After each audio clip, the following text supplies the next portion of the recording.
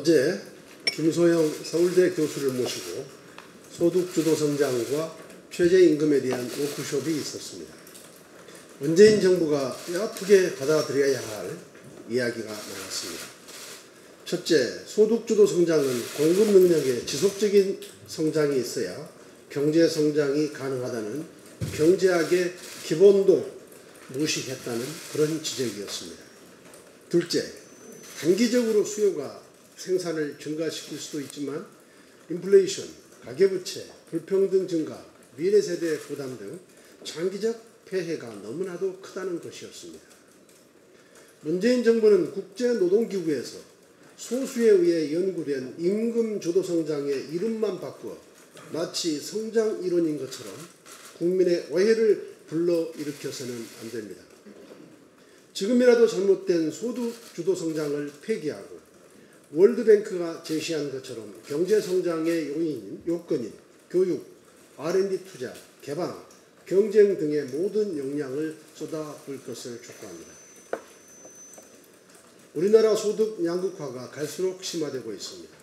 국회 예산정책처에 따르면 금년 1분기 최하위 계층의 소득이 8.0%가 감소한 반면 최상위 계층은 9.3%나 증가한 것으로 나타났습니다.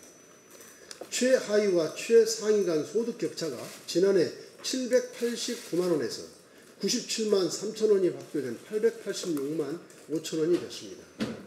대한민국 경제를 검증되지도 않은 정체불명의 소득주도 성장 정책 실험장으로 삼은 결과 이처럼 저소득 취약계층의 가계소득만 감소되고 소득 양극화는 더욱 심화된 것입니다.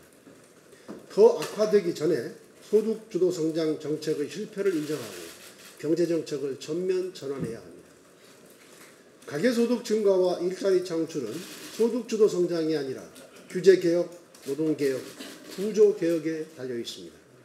그러면 가계소득 증가의 핵심 축인 자영업도 살릴 수 있습니다. 세계 주요국의 제조업이 회복 추세인 것과 달리 우리나라 제조업 가동률은 금년 1분기 71%로 여전히 부진을 면치 못하고 있습니다. 우리나라 제조업의 해외 투자 실적 금액은 73억 773만 달러로 전년에 비해 28%가 늘었습니다. 문재인 정부의 친노동 반기업 정책으로 해외 투자가 증가하고 기업의 해외 이전이 더 심해지고 있는 것입니다. 특히 우리나라는 기업 유턴 정책이 매우 부실합니다.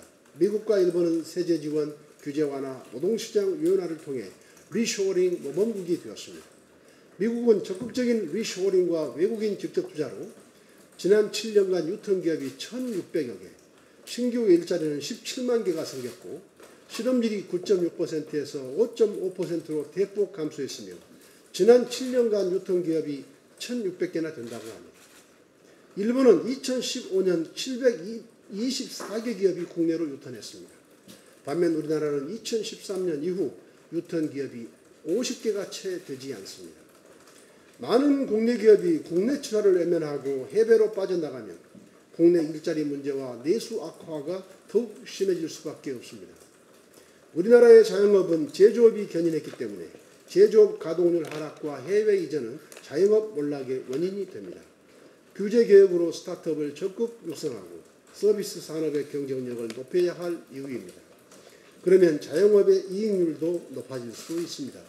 문재인 정부 취임 후 바른미래당이 누차 촉구했던 얘기입니다. 거듭 말씀드리지만 문재인 정부는 5천만 대한민국 경제를 국가 경제를 더 이상 실험 대상으로 삼아서는 안 됩니다.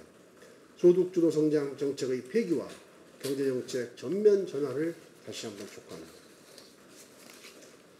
지난주에 헌법재판소가 소위 양심적 병역 거부자를 위한 대체복무제를 마련해야 한다는 판결을 내렸습니다.